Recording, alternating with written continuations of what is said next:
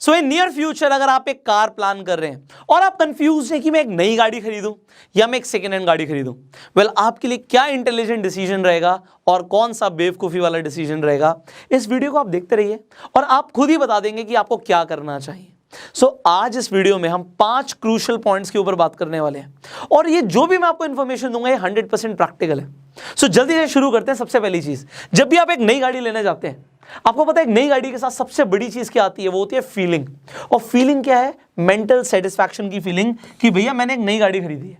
अब हो सकता है आप एक शोरूम से गाड़ी लेकर आए और 2 महीने बाद 3 महीने बाद उसमें कुछ खराबी आ जाए।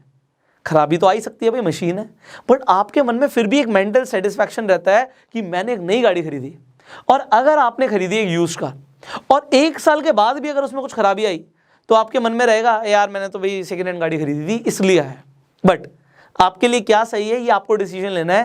देखो, मेंटल सेटिस्फैक्शन से ऊपर कुछ नहीं होता इस दुनिया में। जिस पॉइंट पे आप सेटिस्फाइड हो उससे ऊपर कुछ नहीं है। तो अगर आपके लिए मेंटल सेटिस्फैक्शन एक बहुत बड़ी चीज है तो हमेशा एक नई गाड़ी खरीदिए। बट अगर मेंटल सेटिस्फैक्शन के ऊपर भी कुछ है और वो आप जानना चाहते हैं, अब आगे बढ़ते हैं। यहां से हम इमोशनली नहीं समझेंगे, हम लॉजिकल डिसीजन लेंगे। अब लॉजिकल डिसीजन कैसे ले सकते हो? सेकंड पॉइंट है बजट एंड ऑप्शंस। देखो, हर किसी का एक बजट फिक्स होता है जब वो एक गाड़ी खरीदने जाता है कि भैया मुझे कितने तक की गाड़ी लेनी है। अगर आपके पास कोई बजट इशू है ही नहीं, फिर तो बात ही खत्म होगी ना, फिर तो आप नई गाड़ी खरीदो। बट जब बजट इशू है, मान लेते हैं आपका बजट है जी 15 लाख रुपए का, आप 15 लाख तक एक नई गाड़ी चाहते हो। अब अगर आप 15 लाख तक एक नई गाड़ी चाहते हो तो आप अपनी नई गाड़ी की लिस्ट बना सकते हो। अब लिस्ट कैसे बन जाएगी? आप 15 लाख में देखोगे जी अगर मुझे सेडान लेनी है तो मेरे पास चॉइस है जी, मैं होंडा सिटी खरीद लूं या मैं ह्यूंडई की वर्ना खरीद लूं। इसी तरीके से अगर आप कहते हो जी मुझे एक ऐसी गाड़ी चाहिए जो मुझे एसयूवी टाइप का फील दे, आप क्रेटा ले सकते हो। और भी बहुत सारे ऑप्शंस हैं मार्केट में। इनके मॉडल्स में कुछ प्राइस का डिफरेंस हो सकता है 16, 17, 18 लाख की भी हो, बट 15 लाख तक आपको उसके मॉडल्स मिल जाएंगे। बट अब बात आती है कि यार अगर नई ना लूं, क्योंकि कुछ लोगों के लिए सिर्फ गाड़ी नहीं होती, व्हीकल नहीं होता, उनके लिए स्टेटस सिंबल होता है। भाई आप किसी की हैसियत कैसे देखते हो? आप उसका बैंक बैलेंस तो देख नहीं सकते, हर किसी के घर तो जाते नहीं हो, तो कैसे पता लगेगा उसकी हैसियत क्या है? आप उसकी गाड़ी देख लेते हो। अगर एक बंदा BMW, ऑडी, जैगुआर, मर्सिडीज चला रहा है तो आपको लगता है बंदा तो बहुत अमीर है। और अगर एक इंसान मारुति चला रहा है या होंडा चला रहा है या ह्यूंडई चला रहा है तो हम कहते हैं भैया ये एवरेज आदमी है। तो गरीब तो बोल ही सकते ना, गाड़ी चला रहा है तो अमीर तो होगा, पैसे तो होंगे। अब बात आती है कि यहाँ पे अगर आपके लिए एक गाड़ी स्टेटस सिंबल है तो डेफिनेटली अगर उसी 15 लाख की बात की जाए तो अब आप यूज्ड कार सेगमेंट में भी आ सकते हो। अगर आप यूज्ड कार में आते हो तो यूज्ड कार में आप देख सकते हो कि भैया उसी 15 लाख रुपए को ना खर्च करते हुए मुझे तो मार्केट में जीप कंपस भी मिल जाएगी, मुझे हो सकता है होंडा सिटी क्यों लूं जब मैं होंडा अकॉर्ड ले सकता हूं। इसी तरीके से आपको बहुत सारे ऑप्शन मिल जाएंगे। अब उस 15 लाख में थोड़ी ज्यादा चली हुई ले लोगे तो आपको हो सकता है ऑडी भी मिल जाए। बट यहां पे अगर आप ऑडी 15 लाख की लेकर आ रहे हो तो मैं आपको पहले ही मना कर दूंगा। अब मैं मना क्यों कर रहा हूं इसके ऊपर मैं आपको बताता हूं। देखिए, लोग पुरानी गाड़ी लेने तो जाते हैं, बट पुरानी गाड़ी किस रेट पे मिलेगी ये पुराने पे डिपेंड नहीं करता, ये उसकी कंडीशन या कितनी पुरानी है इसके ऊपर डिपेंड करता है। अकॉर्ड आप 15 लाख में भी ला रहे हो और अकॉर्ड आपको मार्केट में 4 लाख में भी मिल जाएगी। तो अगर मार्केट में 4 लाख रुपए की अकॉर्ड मिल रही है तो कितनी पुरानी मिलेगी? कम से कम 8, 9, 10 साल चली हुई। और अगर आप पेट्रोल सेगमेंट देख रहे हो तो गाड़ी की लाइफ ही 15 साल होती है। तो 15 साल में अगर वो 10 साल चल गई तो 5 साल बची है। आप कहोगे 5 साल तो बहुत होते हैं, बट अगर आप सेकेंड हैंड क्यों ले रहे थे? किस चीज़ के लिए? आप सोचिए दिमाग में। क्योंकि आपको एक लग्जरी चाहिए, आपके लिए स्टेटस सिंबल है। तो सबको पता है अगर आप 10 साल पुरानी गाड़ी चलाते हुए निकल रहे हो मार्केट में कि भैया 10 साल पुरानी गाड़ी है, आपको ये डेफिनेटली ये सोच सकते हैं कि आपने सेकेंड हैंड नहीं ली होगी, आपने तो नहीं ली होगी, बट वो गाड़ी आपको तंग भी करेगी। अगर आप इतनी चली हुई गाड़ी लेते हो देन वो आपको तंग जरूर कर सकती है। बट अगर आप एक गाड़ी लेते हो और एक इंटेलिजेंट डिसीजन लेते हो, क्यों? अगर आप यूज कार सेगमेंट में जाते हो, हम यूज कार सेगमेंट में जाएं क्यों? क्योंकि मार्केट में 1 साल 2 साल के अंदर जो गाड़ियां होती हैं वो 30 से 35% सस्ती हो जाती हैं, डेप्रिशिएट हो जाती है उनकी वैल्यू, इससे ज़्यादा भी हो सकती है। तो अगर आपको एक गाड़ी 35% सस्ती मिल रही है, कभी कभी तो 40% सस्ती मिल रही है, तो आप उसकी पूरी वैल्यू क्यों दे रहे हो? क्योंकि आज जो आप इतनी, अगर आप 15 लाख रुपए खर्च कर रहे हो, 10 लाख से ऊपर खर्च कर रहे हो, तो जो भी गाड़ियां डिजाइंड होती हैं उनके इंजन ऐसे बने होते हैं कि 1 लाख किलोमीटर तक गाड़ी चल सकती है। तो अगर वो गाड़ी आपको 10,000 किलोमीटर या 20,000 किलोमीटर चली हुई मिल रही है तो बात आती है 10-20,000 किलोमीटर में गाड़ी का कुछ बिगड़ा ही नहीं, उल्टा वो कहते हैं ना इंजन तो रमा होना शुरू हुआ है।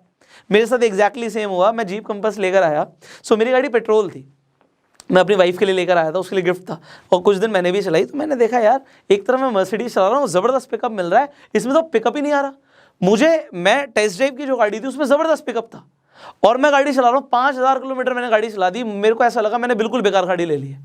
मैंने ऑल्दो न्यू गाड़ी ली, बट मुझे ऐसा लगा मैंने बिल्कुल ही बेकार गाड़ी ले ली है, तो मैंने जो पैसे लगाए वो वेस्ट हो गए।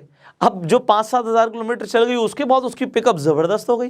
क्यों? क्योंकि वही वाली बात, भाई इंजन रमा होने में भी टाइम लगता है, थोड़ा ट्यून होने में भी टाइम लगता है नई गाड़ी को। तो अगर वो 10-20 हज़ार किलोमीटर चल रही है कोई फर्क नहीं पड़ता, it is next to new, but you can take that intelligent decision. अब वो आपकी जो सेटिस्फैक्शन वाली, मेंटल सेटिस्फैक्शन वाली फीलिंग है, उससे ऊपर एक डिसीजन हो सकता है, क्योंकि आपके बजट लिमिटेड है, गाड़ी आपको चूज करनी है भैया, डिसीजन आपका। मैं तो आपको बस बता सकता हूँ। अब आप बोलेंगे सर आप न्यू क्यों लेकर आए? भैया मैंने आपको बोला ना बजट सबसे बड़ी चीज़ है। भाई मेरे को कोई बजट कंसर्न नहीं है, मैं नहीं लेके आ गया। मैंने आपको पहले ही बोला था अगर बजट का आपको कंसर्न नहीं है आप नहीं खरीदो, बजट का कंसर्न है you can take the intelligent decision. आगे बढ़ते हैं। लेटेस्ट मॉडल, मैंने लेटेस्ट मॉडल क्यों लिखा है? अब भैया न्यू गाड़ी लोगे तो आप कहोगे जी ज़्यादातर लोग तो न्यू अगर खरीद रहे हैं तो लेटेस्ट गाड़ी खरीदेंगे। The answer is no. जो शोरूम में सेल्समैन होते हैं ना वो बहुत पागल बनाते हैं लोगों को। कैसे पागल बनाते हैं? आप गाड़ी खरीदने जाते हो, वो कहते हैं सर मैं आपको गाड़ी दे दूंगा, अभी हमारा ये रनिंग मॉडल चल रहा है। आपको कभी नहीं बोलेंगे वो पुराना मॉडल है, हमारा रनिंग मॉडल चल रहा है, हम आपको गाड़ी दे देते हैं। और सर आप ये गाड़ी ले लोगे, इसकी मैन्युफैक्चरिंग पिछले साल की है, कोई बात नहीं, मैं आपको ये पिछले साल वाली मैन्युफैक्चरिंग पे ना 2 लाख रुपए का डिस्काउंट और दे देता हूँ। मान लेते हैं गाड़ी 50 लाख रुपए की है और आपको 2 लाख रुपए का डिस्काउंट और मिल गया। अब आप कहते हो यार 2 लाख रुपए सस्ती मिल रही है और पिछले साल वाला मॉडल मिल रहा है और अभी ये चल भी रहा है, रनिंग में भी यही चल रहा है, मैं ये ले लेता हूँ। आपको शोरूम वाला बताता है, आप थोड़ा सा सर्च करते हो यार इसका तो नया मॉडल आने वाला है, वो आपको बोलेगा सर जो नया मॉडल है उसमें कुछ ज़्यादा फर्क तो है नहीं, फेस लिफ्ट में 2-4 चेंजेस कर दिए। सर चेंजेस तो होते हैं, बट आप ये देखो ना 2 लाख रुपए सस्ता पड़ रहा है। आप उस 2 लाख रुपए को देखते हुए आप एक गाड़ी का उस टाइम का रनिंग मॉडल ले आते हो, बट जब आप लेकर आ जाते हो ना और 2 महीने बाद नया मॉडल आ जाता है, आप 1 साल तक गाड़ी को चला रहे होते हो मार्केट में, आपको फीलिंग आती है आपने नई गाड़ी खरीदी नहीं, आपने तो जी ओल्ड गाड़ी खरीदी है। डिपेंड आपकी साइकोलॉजी कैसी है, क्योंकि जैसी आपने गाड़ी खरीदी और उसी का एक नया मॉडल मार्केट में आ गया तो फिर 2 लाख रुपए मैटर ही नहीं करते। जहाँ पे आप 50 खर्च कर रहे थे वहाँ पे 48 किया और 50 किया, या आप अगर 15 लाख रुपए खर्च कर रहे हो आपको 50,000 सस्ती मिल गया एक पुराना मॉडल, तो 50,000 रुपए मैटर नहीं करेगा लॉन्ग टर्म में। वहाँ पे मैटर करेगा आप हमेशा मॉडल न्यू लो, पुराना मॉडल मत लो। तो ये जो न्यू मॉडल है बहुत इंपॉर्टेंट है, and it goes with use car segment also. अब मैं यूज कार क्यों बोल रहा हूँ? आप यूज कार लेने जा रहे हो, जस्ट चेक आउट मॉडल कौन सा है। अगर आप मॉडल 10 साल पुराना ले आते हो मार्केट में लेके घूम रहे हो, अब उसमें देखो प्रॉब्लम क्या आ सकती है, इसके ऊपर हम बात करेंगे डेफिनेटली। बट यस, अगर आप कोई गाड़ी खरीद रहे हो और वो 1 या 2 या 3 साल पुरानी है, तो उस टाइम पे मार्केट में अगर आप चला रहे हो तो कोई गेस भी नहीं कर सकता वो यूज कार है वो न्यू कार है। टोटल आपके ऊपर है कि आप क्या देखते हो। अगर ज्यादा पुराना मॉडल लोगे, उसके नए मॉडल्स आएंगे तो गाड़ी और पुरानी होती जाएगी। सो कम से कम चली हुई, कम से कम टाइम ड्यूरेशन में अगर आपको अच्छी चीज मिलती है, just go for that. But बात आती है यहाँ पे कि भैया हम यूज कार तो ले लेंगे, बट यूज कार चलाते हुए आपके दिमाग में वो मेंटल सेटिस्फेक्शन जब तक नहीं आएगा जब तक आप उस गाड़ी को चेक नहीं कराओगे। अब एक बहुत बड़ा पॉइंट है, क्योंकि मार्केट में जब आप यूज कार लेने जाते हो कोई भी आपको कैसी भी गाड़ी दे सकता है, डीलर को तो गाड़ी बेचने से मतलब है। बट अब बात आती है कि आप उसका इंस्पेक्शन जरूर कराइए। देखिए इस वीडियो को स्पॉन्सर किया गो मैकेनिक। गो मैकेनिक की 500 से ऊपर सर्विस स्टेशन है, उनकी वर्कशॉप्स हैं, जहां पर आप सिंपल 3 स्टेप्स में अपनी गाड़ी की सर्विस या फिर इंस्पेक्शन बुक कर सकते हो। अब अगर आप एक पुरानी गाड़ी लेते हो, 100 से ऊपर चेक पॉइंट्स होते हैं जो गाड़ी के अंदर देखने होते हैं एक पुरानी गाड़ी को लेने से पहले। अगर आप वो एक बार इंस्पेक्ट करा लेते हो और आपके पास गो मैकेनिक की रिपोर्ट आ जाती है, आपको एक भरोसा आ जाता है कि मैं एक ठीक गाड़ी खरीद रहा हूँ, या फिर आपने गाड़ी खरीद भी रखी है। अब अगर आपको सर्विसिंग करानी है, अब गाड़ी में बहुत सारी चीज़ें होती हैं, इंजन से रिलेटेड वर्क हो सकता है, गर्मी चल रही है एसी से रिलेटेड हो सकता है, डेंटिंग पेंटिंग, बहुत सारी चीज़ें हैं गाड़ी के अंदर सर्विस से रिलेटेड। और बात आती है जेन्युइन पार्ट्स की, तो गो मैकेनिक ने आपके लिए सबसे बढ़िया चीज़ क्या कर रखी है। देखिए लोग जब गाड़ी की सर्विस कराने जाते हैं, ये मैं आपको अपना खुद का एक एग्जाम्पल दे रहा हूँ। जब मैं गाड़ी खरीद रहा था मर्सिडीज, मैंने उनसे बात करी, नेगोशिएशन की बात करी, सब कुछ बात कर ली। उन्होंने बोला सर आपको क्या लगता है हम गाड़ी बेचते हुए क्या ही कमा रहे होंगे? हम कुछ नहीं कमा रहे गाड़ी बेचते हुए, हमारी मेन कमाई तो सर्विस में होती है। मैंने बोला क्यों? कहते सर आप जब सर्विस के लिए लेकर आओगे, अब सर्विस पे आपका अप्रॉक्सीमेटली 50,000 का बिल तो बनेगा ही बनेगा, 50,000 से 70,000 का कुछ भी बिल बन सकता है, डिपेंडिंग गाड़ी का कितनी पुरानी होती जा रही है। तो इसमें हम हर साल कमाएंगे, ये हमारी रिकरिंग इनकम है। और ये आप मर्सिडीज मत खरीदो, ऑडी खरीद लो, जैगुआर खरीद लो, सबके साथ यही है। अब ये गाड़ी तो खरीदनी थी मुझे, तो ये तो हो गई सर्विस की बात। अब कुछ लोग ऐसे होते हैं जो ऑथराइज्ड डीलर से नहीं कराते, वो कहते हैं जी हम अपने आसपास ढूंढ लेंगे। बट जब आप अपने आसपास कोई मैकेनिक ढूंढते हो, अब वहां पे बहुत सारी चीजें आ जाती हैं। वो ओरिजिनल पार्ट्स लगाएगा नहीं लगाएगा, वो कैसी सर्विस करेगा, सर्विसिंग के बाद वो गारंटी लेगा या वो बोल देगा बाबूजी आ जाना मैं देख लूंगा। अब यहाँ पे गो मैकेनिक ने बहुत जबरदस्त काम किया हुआ है। एक तो ऑथराइज्ड डीलर से आपको 40% डिस्काउंट पे सर्विसिंग मिल रही है और फ्री पिक एंड ड्रॉप मिल रहा है, सैनिटाइजेशन गाड़ी की हर बार होगी। और जहां पे आपको ट्रस्ट नहीं आ रहा था एक लोकल मैकेनिक पे जो आपको सस्ता करके दे रहा था, सस्ते का आपको यहाँ पे सोल्यूशन मिल गया। और गो मैकेनिक ओरिजिनल पार्ट्स लगा रहा है आपकी गाड़ी में, सो यहाँ पे आपको ये भी एक बड़ा ऑप्शन मिल गया। सो आप सिंपली इस वीडियो की डिस्क्रिप्शन और कमेंट बॉक्स में जो लिंक है उस पे जाके गो मैकेनिक पे अपनी गाड़ी की सर्विसिंग प्लान कर सकते हो। और अगर आप पुरानी गाड़ी खरीद रहे हो तो इंस्पेक्शन भी प्लान कर सकते हो। अब ये आप बुकिंग करा लेंगे, आगे बढ़ते हैं क्योंकि आने वाला जो पॉइंट है इस पर लोग बात नहीं करते। देखो लोगों को गाड़ी बेचने से मतलब है, अगर आप शोरूम से खरीद रहे हो उन्हें भी गाड़ी बेचने से मतलब है, और अगर आप एक डीलर से खरीद रहे हो जो सेकंड हैंड गाड़ी बेचता है उसे भी गाड़ी बेचने से मतलब है। अब वो आपको डीलर तो बोल देता है सर आप पुरानी गाड़ी खरीद लो, मैं आपको लोन करा दूंगा, और आप कहते हो अरे अरे पुरानी गाड़ी खरीद रहा हूँ लोन मिल जाएगा तो ईजी पड़ जाएगा मुझे। बट यहाँ पे समझना बात को, जब आप एक नई गाड़ी खरीदते हो तो जो आपको रेट ऑफ इंटरेस्ट पड़ता है ना, EMI आप बनवाते हो तो आपको 7%, 8%, 9%, ज़्यादा से ज़्यादा 10% का रेट ऑफ इंटरेस्ट पड़ता है।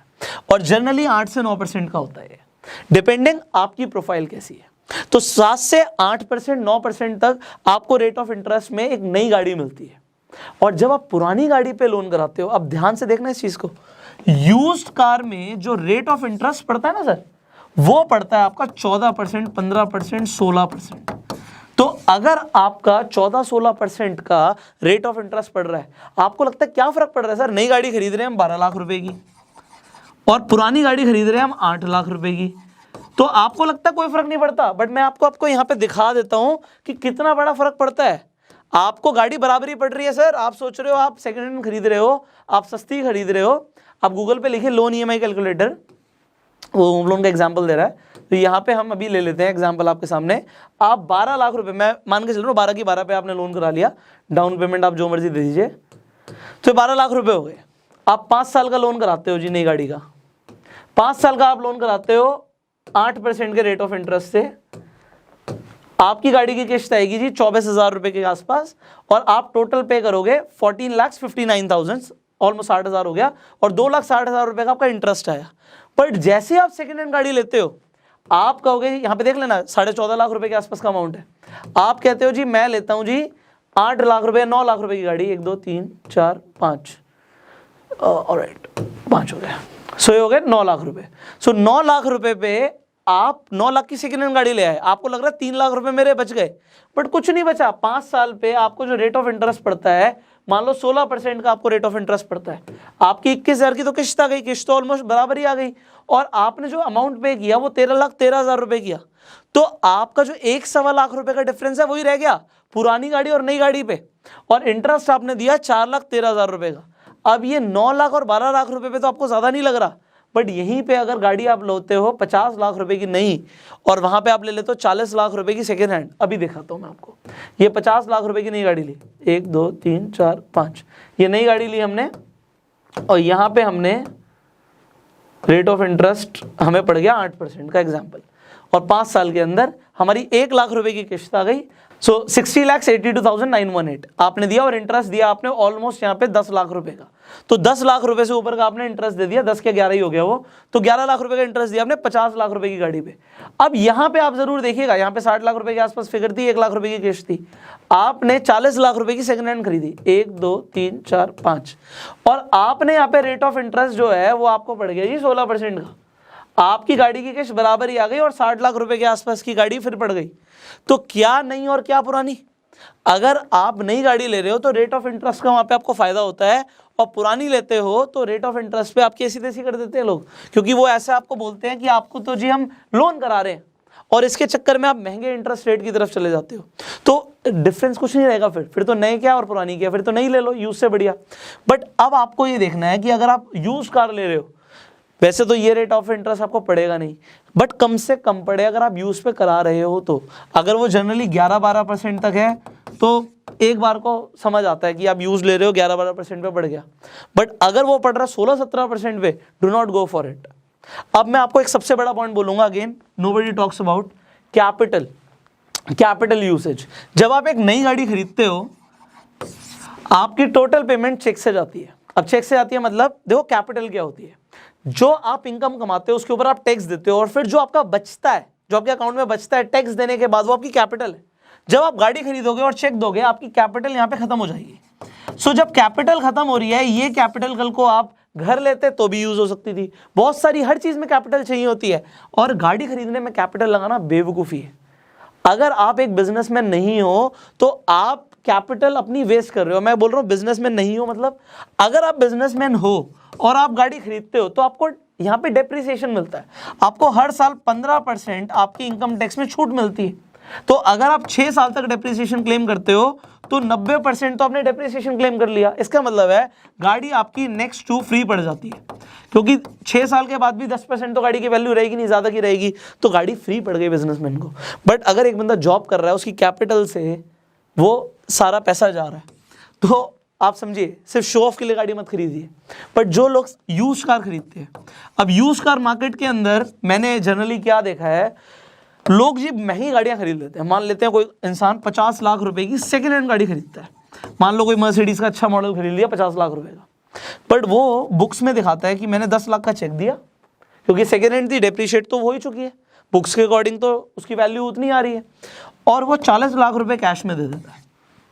तो यहाँ पे कैश की भी मार्केट बहुत ज़्यादा है। अब ऐसे इंडिया में बहुत सारे लोग हैं जो टैक्स देते नहीं है, और टैक्स देते नहीं है तो उनके पास ब्लैक मनी बहुत ज़्यादा होता है, तो यूज कार मार्केट में ब्लैक मनी भी बहुत ज़्यादा कंज्यूम हो रहा है। सो दैट्स अ फैक्ट, आपके सामने सारे फैक्ट्स रखना मेरे लिए ज़रूरी है। But what do you think, देखिए अब ये आपकी सहूलियत पे आ जाता है। अगर आप बिजनेसमैन हो तो 100% चेक से ही आप गाड़ी लो, डेप्रिसिएशन मिल रहा है। अगर आप कैश कहीं से भी देते हो तो वो आपका नुकसान ही है, क्योंकि डेप्रिसिएशन सरकार दे रही है आपको क्लेम करने के लिए। Just do that. भाई मैं गाड़ी खरीदता हूं तो मैं डेप्रिसिएशन क्लेम करता हूं, तो डेप्रिसिएशन क्लेम करना एक इंटेलिजेंट डिसीजन है। बट अब इस वीडियो से आपको क्या समझ आया, आपके लिए क्या सही है, एक यूज कार खरीदना या एक नई गाड़ी खरीदना? आप नीचे कमेंट करके बताइएगा। वीडियो अच्छी लगी जल्दी से लाइक कर दीजिए, शेयर जरूर कीजिए, जिससे ये वैल्यूएबल प्रैक्टिकल इन्फॉर्मेशन ज्यादा से ज्यादा लोगों तक पहुंचे। यूट्यूब पे वीडियो देख रहे हो सब्सक्राइब करो, बेल आइकन पर क्लिक करो, और फेसबुक पे देख रहे हो आप हमें फॉलो करो। I will see you in the next video. Till that time you go self made.